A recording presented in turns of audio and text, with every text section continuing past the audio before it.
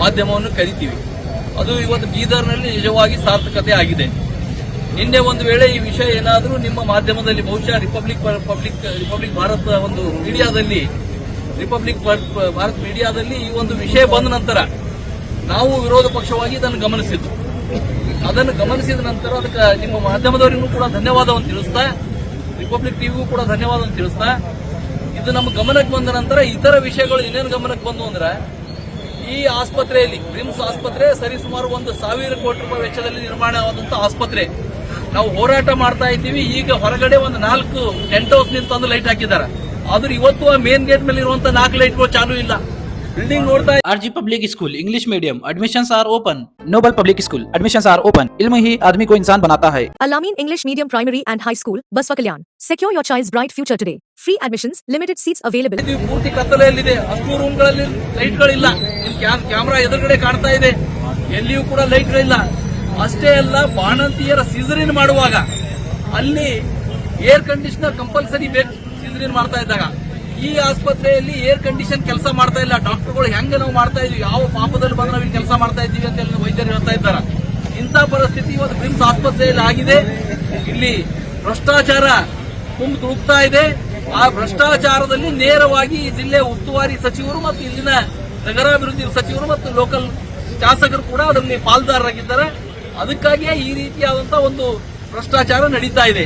ಇವತ್ತು ರೋಗಿಗಳ ಜೀವನದ ಜೊತೆ ಚೆಲ್ಲಾಟ ಆಡ್ತಾ ಇದ್ದಾರೆ. ಕೇವಲ ನಮ್ಮ ಜಿಲ್ಲೆ Horizon English Medium Public School, empowering bright future. Admissions are open. Knowledge Park The Creative School. Admissions are open from LKG to 10th standard. Free uniform for new admission students. ಇವರೇ ಅಲ್ಲ, ಇಡೀ ಕರ್ನಾಟಕ ಸರ್ಕಾರ ಇವರ ಚೆಲ್ಲಾಟದಿಂದಾಗಿ ಇವತ್ತು ಬಾಣಂತಿಯರ ಸಾವು, ಸರಣಿ ಬಾಣಂತಿಯರ ಸಾವು ನಾವು ಎಲ್ಲಾ ಜಿಲ್ಲೆಗಳಲ್ಲಿ ನೋಡಿದ್ದೀವಿ.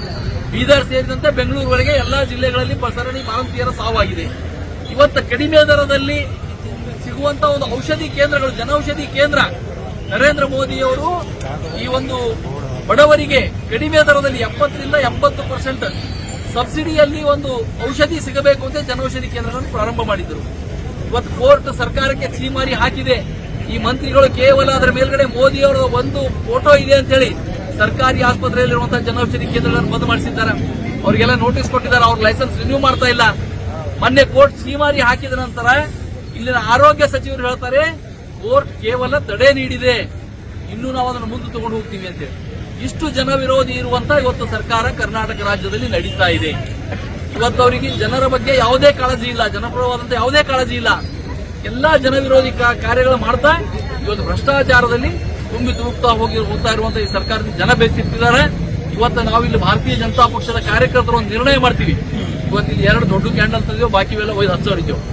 ನಾಳೆಯಿಂದ ಎಲ್ಲಿಯವರೆಗೆ ಇಲ್ಲೆಲ್ಲ ಕ್ಯಾಂಡಲ್ ಹಾಕೋದಿಲ್ವೋ, ನಾವು ಪ್ರತಿ ದಿವಸ 1-2 ಬಂದು ಇಲ್ಲಿ ಕ್ಯಾಂಡಲ್ಗಳು ಲೈಟ್ ಹಾಕೋವರೆಗೆ ನಾವು ಕ್ಯಾಂಡಲ್ಗಳು ಹಚ್ಚ, ಕೊನೆಗೆ 1 ತಿಂಗಳು ಹಾಕಲಿಲ್ಲ ಅಂದ್ರೆ ನಾವೇ ನಮ್ಮ ಪಕ್ಷದ ವತಿಯಿಂದ ಈ ಮೇನ್ ಗೇಟ್ಗಳಲ್ಲಿ ಲೈಟ್ ಹಾಕುವಂತ ಒಂದು ಕೆಲಸ ಮಾಡ್ತೀವಿ ಅನ್ನುವಂತ ಒಂದು ಘೋಷಣೆ ಮಾಡ್ತಾ ಇದೆಲ್ಲ ದೊಡ್ಡ ಲೈಟ್ ಕೊಟ್ಟು ಒಂದು ಬರೋಡಿಗೆ ಹೋಗೋರಿಗೆಲ್ಲ ಇದಾಗಬೇಕಲ್ಲ ಅವಕಾಶ. ರಾತ್ರಿ ಟೈಮ್ ಆಂಬುಲೆನ್ಸ್ ಬರ್ತಾವ, ಬೇರೆದೆಲ್ಲ ಬರ್ತಿರ್ತವ. ಅದಕ್ಕೆ ಆ ಲೈಟ್ಗಳ ವ್ಯವಸ್ಥೆ ಕೂಡ ಸರ್ಕಾರದ ಕರ್ತವ್ಯ ಇದೆ. 1000 ಕೋಟಿ ಲೂಟಿ ಮಾಡ್ತಾ ಇದ್ದೀರಿ. ಇವತ್ತು ಒಳಗಡೆ ಅಧಿಕಾರಿಗಳು ಯಾರೇನ್ ಮಾಡ್ತಾ ಇದ್ದಾರೆ ಗೊತ್ತಿಲ್ಲ. ಅನೇಕ ಜನ ಅಧಿಕಾರಿಗಳು ಇವತ್ತು ನಮ್ಮ ಅಧ್ಯಕ್ಷರಿಗೆ ಫೋನ್ ಮಾಡಿ ಹೇಳ್ತಾರೆ, ದಯಮಾಡಿ ನೀವು ಈ ಹೋರಾಟ ಮಾಡ್ಲಿಕ್ಕೆ ಹೋಗ್ಬೇಡಿ, ನಮಗೆಲ್ಲ ಸಸ್ಪೆಂಡ್ ಮಾಡ್ತಾರ. ಇನ್ನೂ ಹಚ್ಚಾರ, ನಮ್ಮ ಯುವ ಮೋರ್ಚಾ ಅಧ್ಯಕ್ಷರಿಗೂ ಹಚ್ಚಾರ. ಕೇವಲ 15 ಮಿನಿಟ್ ಲೈಟ್ ಹೋಗಿದೆ, ಏನಾಗುತ್ತೆ ಅಂತ ಕೇಳ್ತಾರೋ. 1 ಮಿನಿಟ್ನಲ್ಲಿ ಒಂದು ವೆಂಟಿಲೇಟರ್ ಅಲ್ಲಿ ಇರುವಂತಹ 10-20 ವೆಂಟಿಲೇಟರ್ ಇರಬೇಕು. ವೆಂಟಿಲೇಟರ್ ಅಲ್ಲಿ 1 ಸೆಕೆಂಡ್ ಲೈಟ್ ಹೋದ್ರೆ ಆ ರೋಗಿ ಪ್ರಾಣ ಹೋಗ್ತದೆ. ICU-ನಲ್ಲಿ 10 ಮಿನಿಟ್ ಹೋದ್ರೆ ಆ ರೋಗಿ ಪ್ರಾಣ ಹೋಗ್ತದೆ. ಇವತ್ತಿಲ್ಲಿ ಆಕ್ಸಿಜನ್ ಪ್ಲಾಂಟ್ ಇವೆ. ನಮ್ಮ ಡಾಕ್ಟರ್ ಶೈಲೇಂದ್ರ ಬೆಂದಾಳೆ ಅವರು KSSIDC ನಿಗಮದ ಚೇರ್ಮನ್ ಇದ್ದಾಗ 1 ಕೋಟಿ ರೂಪಾಯಿ ಕೊಟ್ಟಿರ್ಬೇಕು. 1 ಕೋಟಿ ಕೊಟ್ಟು ಆಕ್ಸಿಜನ್ ಪ್ಲಾಂಟ್ ಮಾಡಿದ್ದಾರೆ ಸರ್ಕಾರದ. ಆಕ್ಸಿಜನ್ ಪ್ಲಾಂಟ್ಗಳು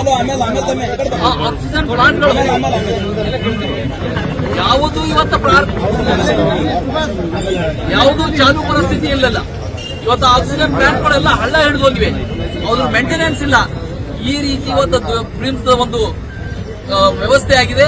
ಇವತ್ತು ಬಡವರು ಯಾವ್ದಾದ್ರು ಹಾಸ್ಪಿಟಲ್ ಹೋದ್ರೆ ಅದು ಬರೋದು ಸರ್ಕಾರಿ ಆಸ್ಪತ್ರೆ. ಶ್ರೀಮಂತರು ಎಲ್ಲ ಕಾರ್ಪೊರೇಟ್ ಹಾಸ್ಪಿಟಲ್ ಹೋಗ್ತಾರೋ ತೊಂದರೆ ಇಲ್ಲ.